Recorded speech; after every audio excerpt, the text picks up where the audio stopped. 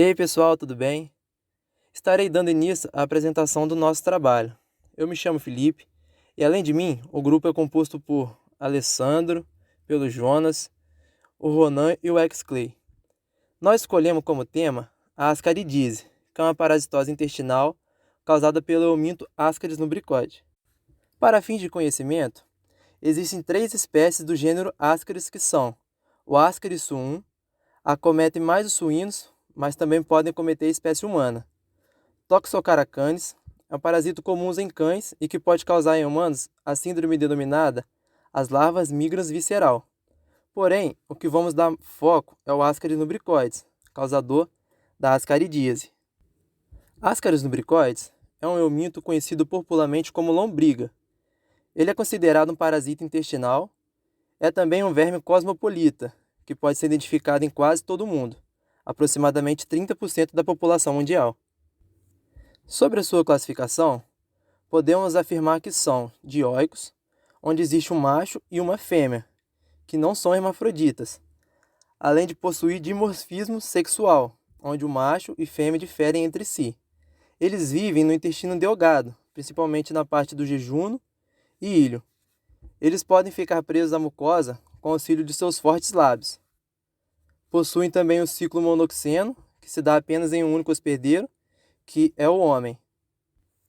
As fêmeas podem colocar até 200 mil ovos não embrionados. Já os ovos férteis, em temperatura entre 25 a 30 graus, e com umidade mínima de 70%, e com oxigênio em abundância, originam larvas também no meio externo. Sobre o ciclo, a primeira larva, denominada L1, é formada dentro do ovo. Após uma semana, ainda dentro do ovo, ela se transforma em L2 e em seguida sofre nova transformação, tornando-se em L3. L3 é sua forma infectante. Após serem ingeridos, os ovos larvados L3 têm sua casca amolecida no estômago e sofrem ação do suco digestivo no duodeno, onde liberam suas larvas. As larvas liberadas atravessam a parede intestinal na altura do ceco e caem nos vasos linfáticos e veia mesentérica superior, atingindo assim o fígado por meio da veia porta entre 18 e 24 horas após a infecção. Em 2 ou 3 dias, atingem o átrio direito pela veia cava inferior e após 4 ou 5 dias são encontrados nos pulmões, é denominado ciclo de Loss. Aproximadamente 8 dias após a infecção, as larvas L3 sofrem nova transformação para L4, onde rompe os capilares e cai nos alvéolos, onde há maior concentração de oxigênio, e lá elas mudam para L5. Após transformação, elas vão para a faringe, podendo ser expelidas, com expectoração ou deglutidas, passando pelo estômago e fixando no intestino delgado. Após chegarem no intestino delgado, sofrem mutação para um verme adulto e se reproduzem sexuadamente. Após o acasalamento, a fêmea inicia a liberação dos ovos, cerca de 15 mil por dia. Esses ovos são liberados pela fezes, eliminados pela fezes, iniciando assim um novo ciclo. Esses ovos contidos nas fezes contaminam a água de consumo e alimentos utilizados pelo homem. Dentro das características morfológicas, as fases adultas apresentam formas longas, cilíndricas e contendo extremidades afiladas. O tamanho das larvas depende da quantidade de vermes no intestino delgado e do estado nutricional em que se encontra o hospedeiro. Como estamos vendo na imagem, o macho e a fêmea são parecidos, porém existe alguma diferença entre eles. Os machos medem cerca de 20 a 30 centímetros, eles têm a boca contornada por 3 lábios, com serrilha e dentículos, e segue-se o esôfago musculoso, o intestino retilíneo reto. Ele tem um testículo filiforme e enovelado, que se diferencia em canal deferente, canal ejaculador e cloaca, tendo a sua extremidade posterior encurvada. Ela é encurvada para que ajuda na cópula da fêmea.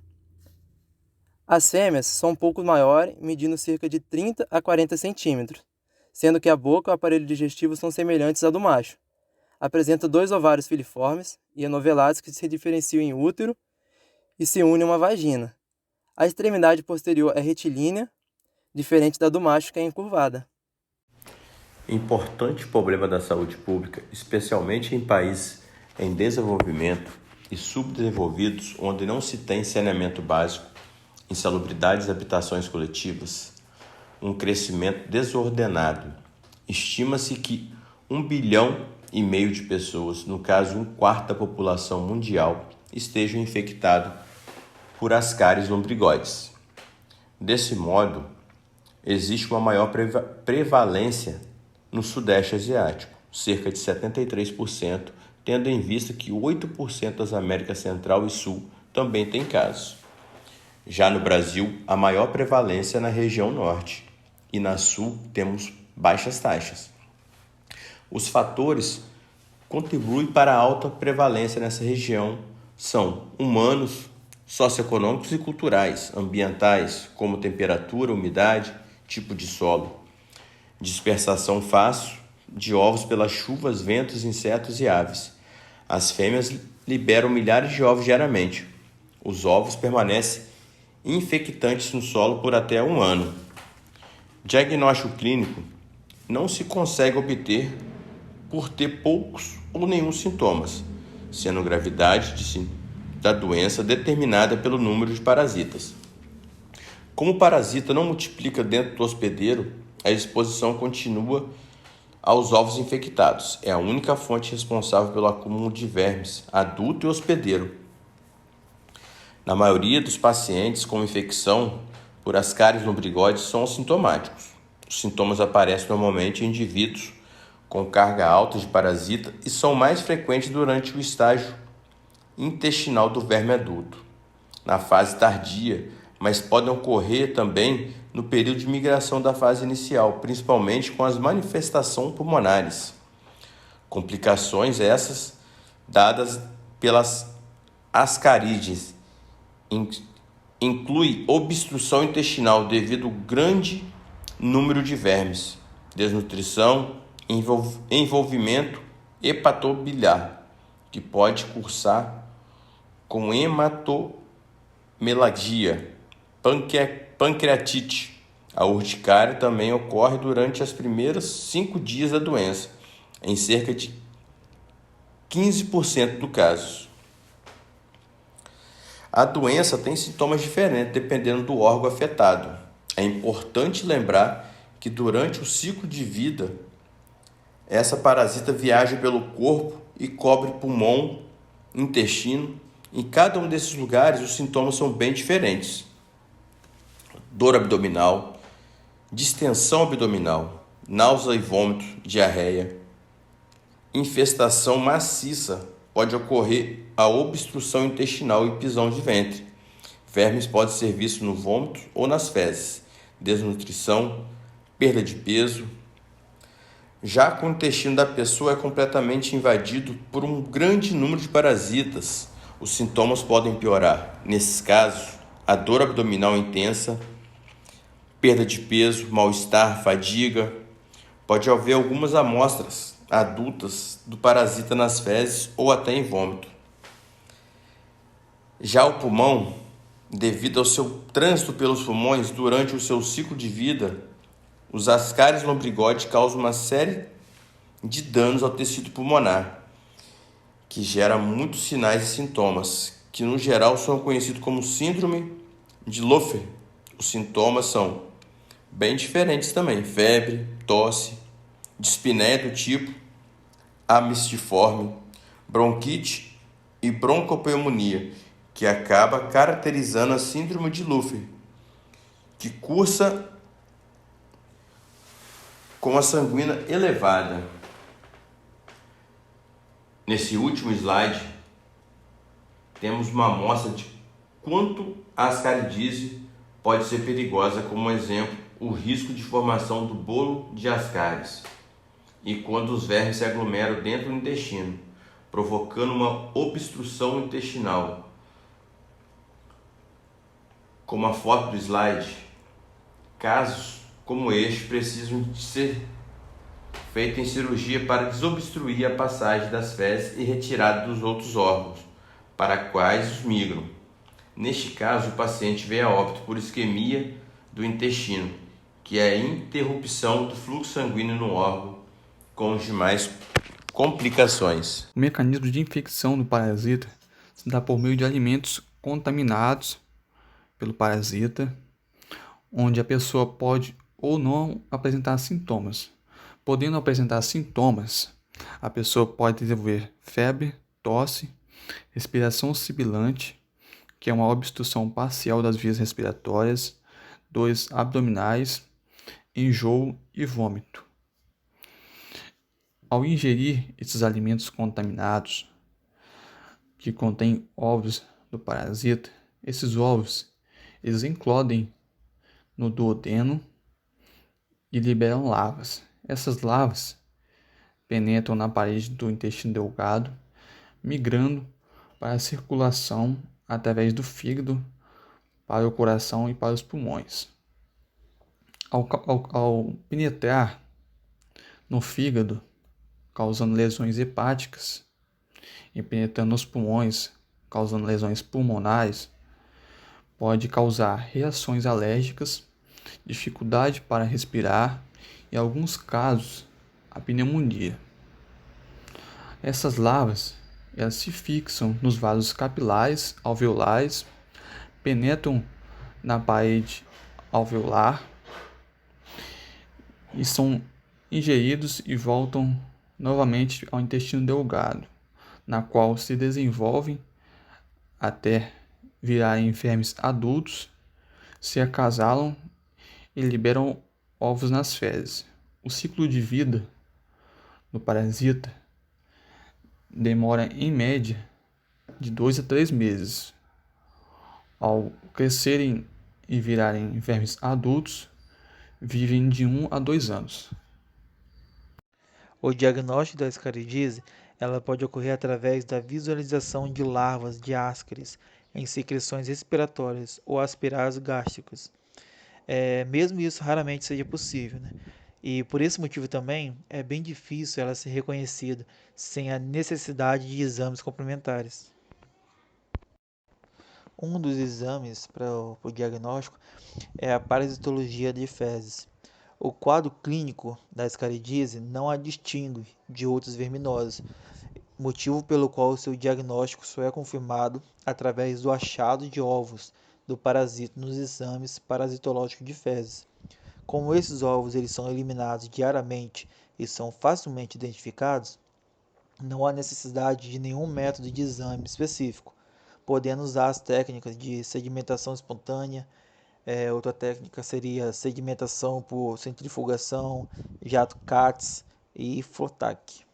Vale ressaltar também que os ovos não estão presentes nas fezes até pelo menos 40 dias após a infecção, e por esse motivo não há condições de realizar um diagnóstico precoce por meio da microscopia de fezes, inclusive também durante a fase de sintomas respiratórios.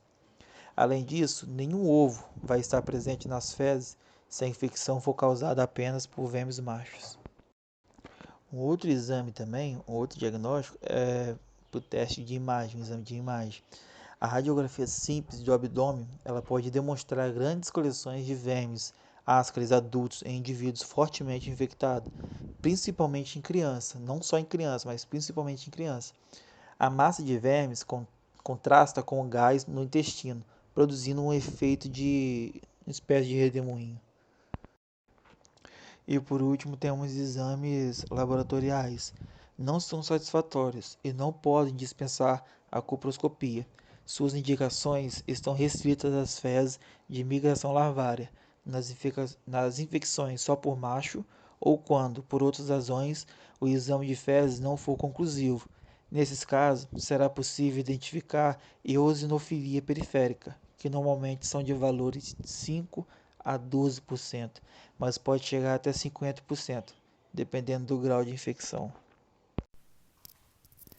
Os pacientes com infecção por ascaridise requerem tratamento antihelmíntico, mesmo aqueles com infecção assintomática. As principais drogas de escolha são albendazol, mebendazol, levamisol e ascaridil. Albendazol 400 mg por dia, em dose única para adultos. Em crianças, 10 mg por quilo, dose única. É a droga padrão usada para o tratamento de ascaridise. A mebendazol 100 mg 2 vezes ao dia, durante 3 dias consecutivos. Não é recomendado seu uso em gestantes. Essa dose independente do peso corporal e idade. Levamisol 150 mg em dose única para adultos. Crianças abaixo de 8 anos, 40 mg e acima de 8 anos, 80 mg, também em dose única. Ascaridil, dose única 80 mg, via oral para crianças e adultos. Para o tratamento de obstrução intestinal, o esquema terapêutico inclui a piperazina, 50 a 75 mg por quilo, por 2 dias, que pode ser associada ao uso de óleo mineral, 40 a 60 ml por dia, mais antiespasmódicos, mais hidratação. Esses pacientes devem ser tratados de forma conservadora, com sucção nasogástrica e reposição de líquidos eletrólitos. A terapia antihelmíntica só deve ser instruída quando a motilidade intestinal for restaurada. As indicações para cirurgias incluem obstrução completa com descompressão inadequada, falta de resposta clínica em 24 a 48 horas. O seu médico pode recomendar a cirurgia para controlar uma infecção maior. Você precisará de cirurgia se as lombrigas estiverem bloqueando completamente o intestino. O tratamento das manifestações pulmonares associadas à ascaridise consiste em cuidados de suporte. O alívio sintomático da sibilância, mais conhecida por chiado, e tosse, pode ser controlado com broncodilatadores inalatórios. Vale ressaltar que a terapia antihelmíntica geralmente não é administrada durante a fase pulmonar, pois a eficácia dos medicamentos contra as larvas nos pulmões é incerta. Muitas pessoas se recuperam de ascaridise com tratamento mínimo. Os sintomas podem desaparecer antes mesmo de todos os vermes desaparecerem. No entanto, a ascaridise pode causar complicações quando há grandes infestações. Se você acha que foi infectado por ascaridise, o mais indicado é procurar um médico imediatamente. O controle dessa parasitose pode ser controlada com tratamento em massa, com drogas oficidas dos habitantes de áreas endêmicas. Também no tratamento das fezes humanas que eventualmente possam ser utilizadas como fertilizantes, saneamento básico e educação sobre saúde e higiene. Com o intuito de reduzir a transmissão dessa parasitose, devem-se desenvolver estratégias de controle que incluem melhorias no saneamento básico, educação em saúde, atenção aos hábitos de higiene, principalmente no preparo e manipulação de alimentos, tratamento e conservação da água e uso de fertilizantes. Em regiões onde os vermes ascaris são abundantes no solo, a prevenção de reinfecção é extremamente difícil e, nesse caso, o tratamento antihelmíntico em massa pode ser uma boa estratégia para quebrar o elo de transmissão. Outra medida é o tratamento das fezes humanas e suínas que serão utilizadas como fertilizantes, com ovicidas. Contudo, a melhor forma de prevenção da ascaridise é, sem dúvida, o investimento em saneamento básico. Somente assim menos fezes contaminadas vão ficar alojadas no solo, reduzindo o volume de alimentos e água que entrarão em contato com as larvas do verme.